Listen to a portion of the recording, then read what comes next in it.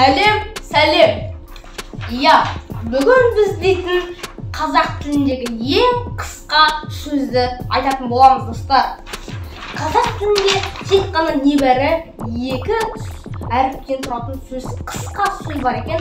Соны тауып беріңіздер, достар. Мына жаққа тауып беріңіздер, достар. Қандай 2 әріп? Жазыңыздар. Комментарияға ма чат дегенге жаза беріңіздер. Мен оқимын. Бірінші байланысқа сөйлі біздің көрерменіміз. Т дейді. Жарайды. Т дейтін әріпті жазып көрейік. Міне.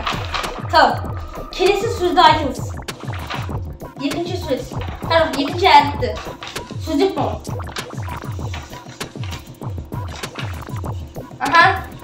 У дейді.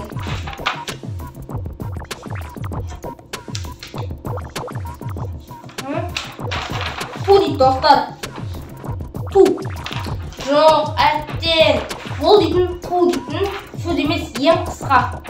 Өйткені дұрыс жауабы су дейтін болады. Су. Су алып тұрайық. Міне. Су.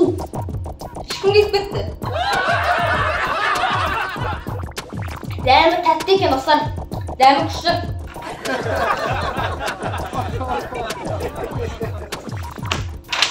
Дұрыс жауабы су.